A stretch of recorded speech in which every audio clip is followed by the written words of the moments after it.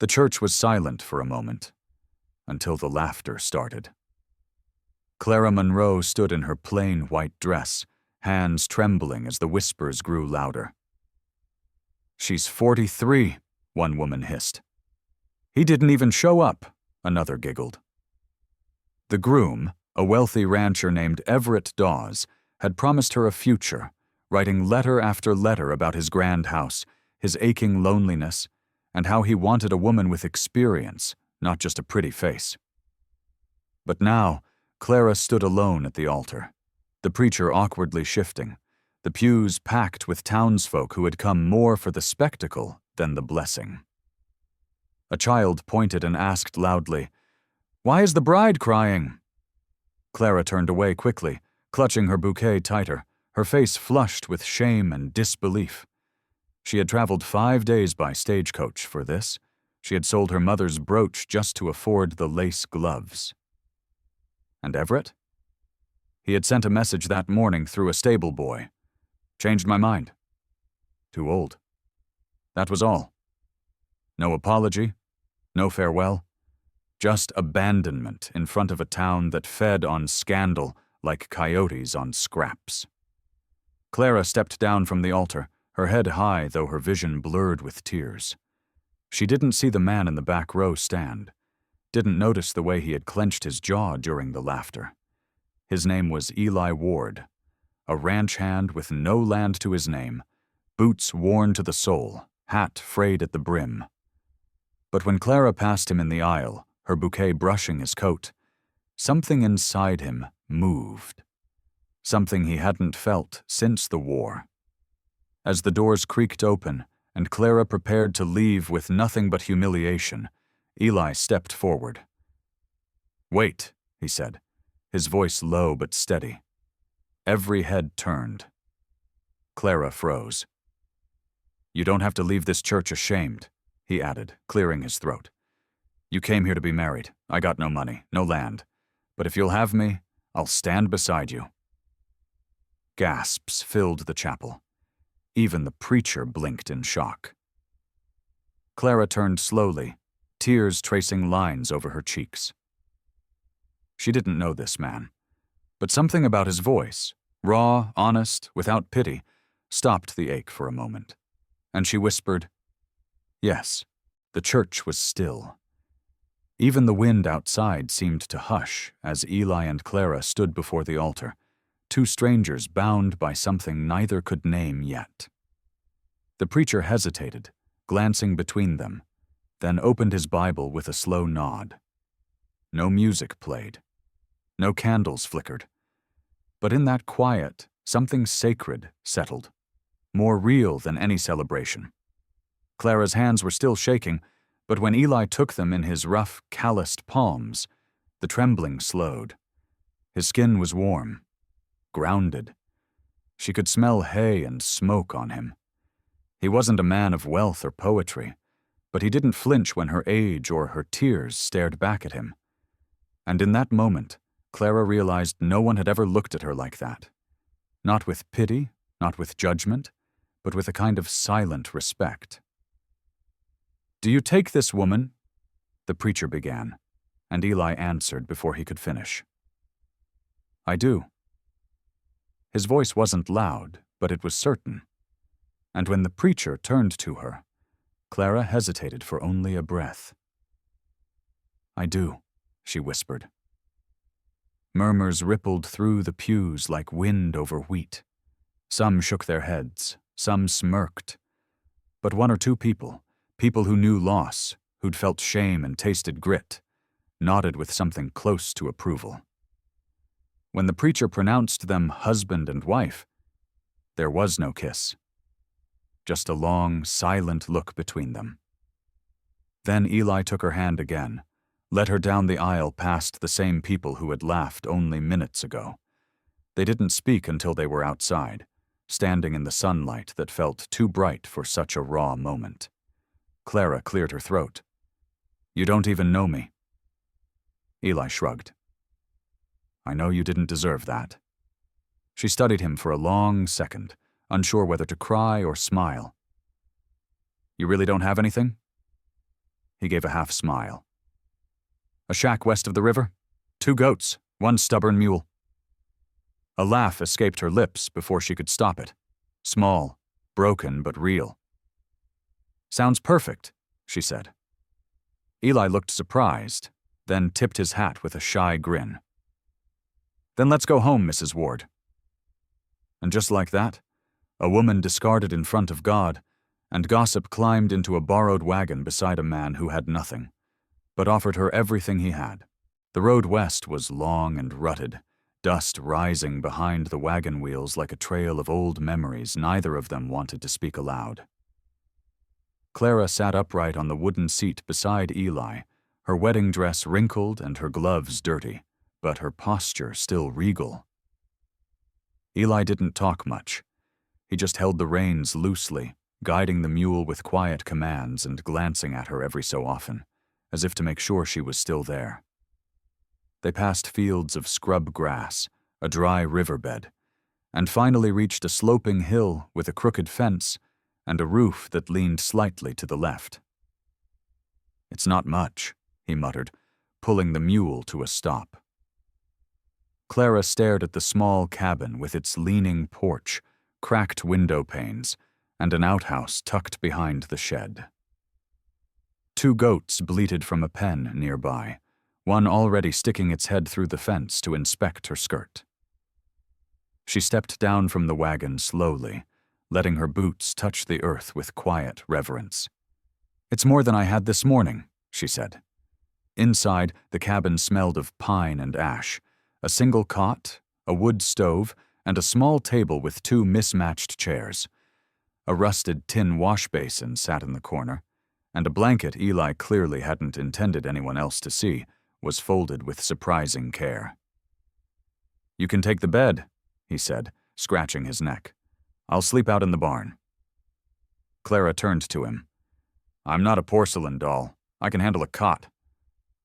He shook his head. It ain't about handling. It's about respect. The word landed heavy, softer than kindness, firmer than obligation. Clara studied the space, then turned to face him. You didn't marry me for love, she said. No, he admitted. But I didn't do it for pity either. Her breath caught. In that moment, surrounded by wood and dust and silence, she realized something strange. This might be the first place she'd ever be allowed to simply be. No pretending, no pleading, no performance. Just a room, a man, and a future still unwritten. She nodded, gently unpinning the veil from her hair. Then let's not pretend to be strangers anymore. Eli blinked once, then smiled just barely. All right, Mrs. Ward. Supper's beans, unless you're handy with goats.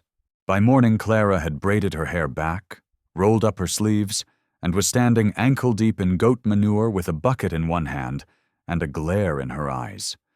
The goats, indifferent to marital vows and church scandals, nudged and tugged at her hem like unruly children. Eli watched from the porch, arms crossed, the faintest grin tugging at the corner of his mouth. You sure you've milked before? He called out. I've read about it, she snapped, swatting a horn with the side of her wrist. That count? He chuckled and walked down barefoot, kneeling beside her. Here, he said, gently guiding her hands. You gotta talk to him. Goats like respect, too. Clara glanced at him, suspicious. You're making that up. Maybe, he admitted, but it works. She tried again, whispering to the goat like it was a skittish child, and to her surprise, the stream of milk began. Eli nodded approvingly, then stood. You're a fast learner. She didn't reply, but her smile gave her away. Inside, the fire crackled softly while a kettle hissed.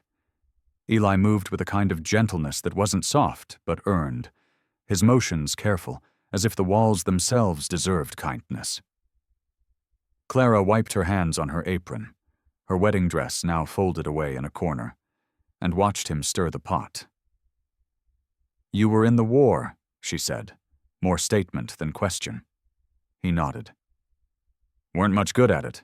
Came back with less friends than I left with. And this place? Built it with what was left of my hands and a mule I won in a poker game. She laughed, the sound catching her by surprise. Do you always rescue women in disgrace, or am I your first? Eli's eyes met hers, serious now. You weren't in disgrace, Clara. They just forgot what grace looks like when it's older than 20. The words struck her deeper than any insult she'd heard in that church. That night, as the moon rose over the quiet land and the goats settled down outside, Clara sat on the porch with Eli. No music, no guests, just wind and silence, and a man who hadn't asked her to change. And for the first time in years, she didn't feel forgotten. She felt found. The storm came in sudden, like all things that test foundations. Clouds darkened the western sky by mid-afternoon, and by nightfall, rain hit the roof like judgment. Eli was outside, trying to lash down the chicken coop when the wind howled and nearly took the door off its hinges. Clara rushed to the doorway, her hair wet, skirt clinging to her legs, shouting over the thunder. "Get inside, you mule-headed saint!" Eli waved her off. "Birds'll drown." "So will you," she snapped back. He returned minutes later, soaked to the bone, shirt plastered to his chest, hair dripping in his eyes. Clara threw a blanket over his shoulders, shoving a hot mug into his hands without another word. They sat near the fire, shadows flickering across the walls, silence broken only by the cracking of wood and the occasional thunderclap. "You didn't have to come out for me," he muttered. "Neither did you for me," she answered. "But we're not counting debts, are we?" He looked at her then, really looked, past the lines around her eyes, past the quiet sadness that sometimes flickered when she thought no one noticed. "You ever wonder," he asked softly, "why someone would laugh at love just because it comes late?" Clara's lips trembled. "Because they think love has an expiration date, that it needs smooth skin and youthful curves to be real." "They're wrong," he said. "You know that, right?" Her throat tightened. "I'm trying to believe it." The storm outside softened, the wind easing like a tantrum spent. But inside, something had shifted. Not romance in the storybook sense, but something steadier. Truer. Clara reached out and touched his wrist. "If this is what it's like, then I'm glad I never married before." Eli blinked, like her words had knocked something loose inside him. "Me too." That night, Clara didn't sleep on the cot. She curled up on a pile of quilts beside the fire, not touching him, but not far either. And in the hush between thunder and dawn, her fingers brushed his once, by accident, by fate, maybe both. Neither pulled away. In a world that often mocked softness and dismissed late beginnings, two battered souls sat shoulder to shoulder, warming not just from the storm, but from each other. 3 days after the storm, just as the earth began to dry and Clara's hands had grown confident milking the goats, a rider appeared on the ridge. Eli was chopping wood, shirt off, sweat glistening on his back, when he noticed the shadow on horseback. Clara stepped onto the porch, clutching a damp apron, her heart skipping. "You know him?" she asked quietly. Eli squinted. "Number, but he's dressed too fine to be lost." The rider approached slowly, reins held tight, eyes sharp beneath a wide hat. He stopped at the fence and tipped his hat with an oily smile. "Afternoon. I'm looking for Mrs. Clara Monroe." Clara stiffened. "Who's asking?" "Name's Benjamin Dawes, brother of Everett.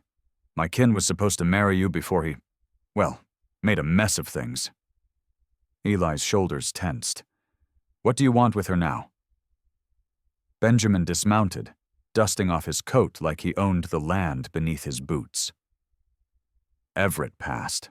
Heart gave out while lying to someone else's daughter, if that's any comfort. Left a house, 2 wagons, and a will that still had your name on it.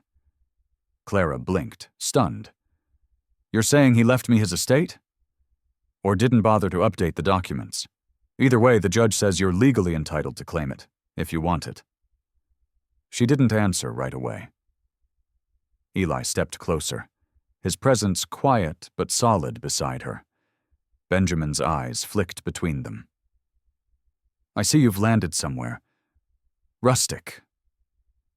I've landed somewhere honest, Clara said firmly, and I'm not sure I'd call that estate anything but a tomb. Benjamin shrugged. Suit yourself. But if you want it, ride with me tomorrow. He mounted his horse again, hat tipping low. Think about it. You won't get another offer like this. As he rode off, silence settled between Clara and Eli.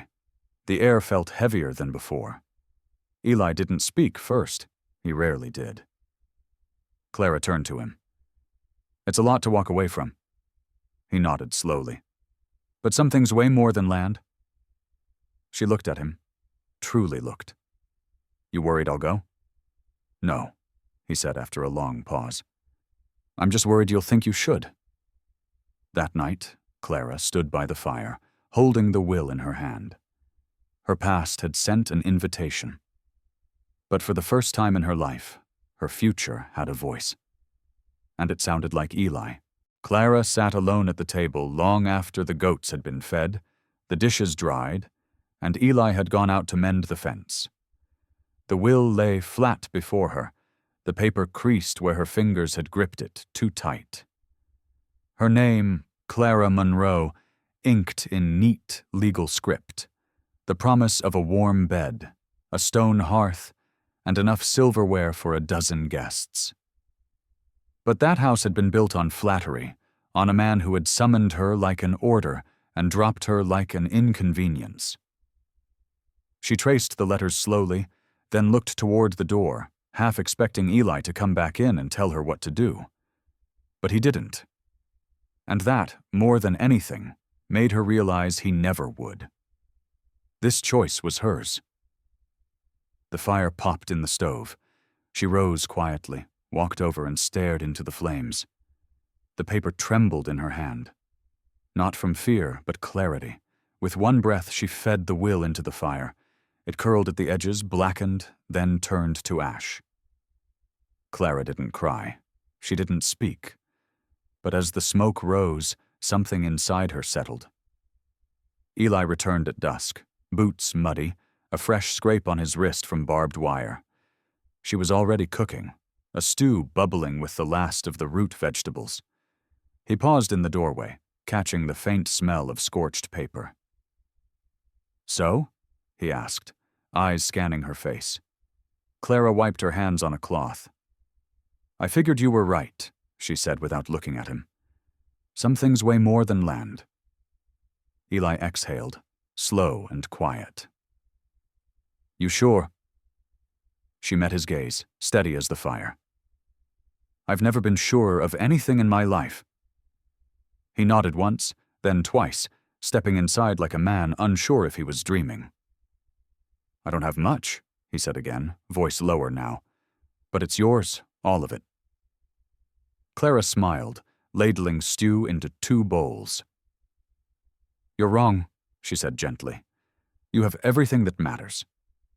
They ate together by candlelight. No guests, no silverware, just 2 bowls and a wooden spoon between them. Outside, the world kept turning. But inside that cabin, 2 people with scars older than their love sat in peace. Not because they had won something, but because they had finally stopped trying to prove they were worthy of it. Word spread, as it always did in towns where boredom was as common as dust, that the 43-year-old mail-order bride had chosen a shack over silver, that she'd burned a will that could have made her wealthy, that she now walked through town with mud on her boots and a man beside her who didn't know how to smile for show. At first, the whispers followed Clara like flies. At the market, in the church doorway, even outside the blacksmith's. Women nudged each other, Imagine turning down a house for a man with goats. Some laughed, others stared, but Clara kept her back straight and her eyes forward, not with pride, but peace. Eli never reacted. He walked beside her like he always had, quietly, steadily, never behind, never ahead, just with her. One day, as she bought flour, the preacher's wife leaned over the counter and whispered, "You could have had better, you know." Clara didn't flinch. She tied the bag closed and replied softly, "I got better. You just can't measure it in acres." The woman blinked, unsure what to say. By the next week, the whispers began to shift.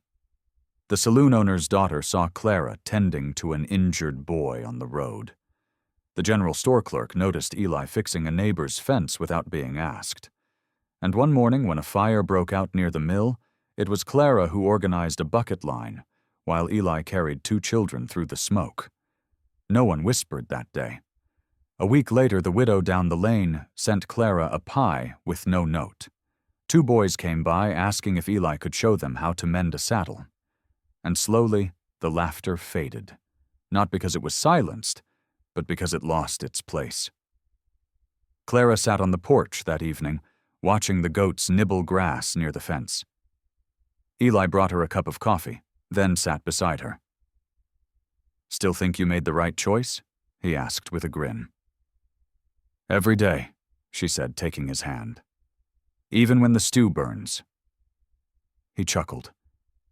"It's a good kind of quiet lately." "That's what happens," she said, resting her head on his shoulder, "when people see that love doesn't need permission to matter."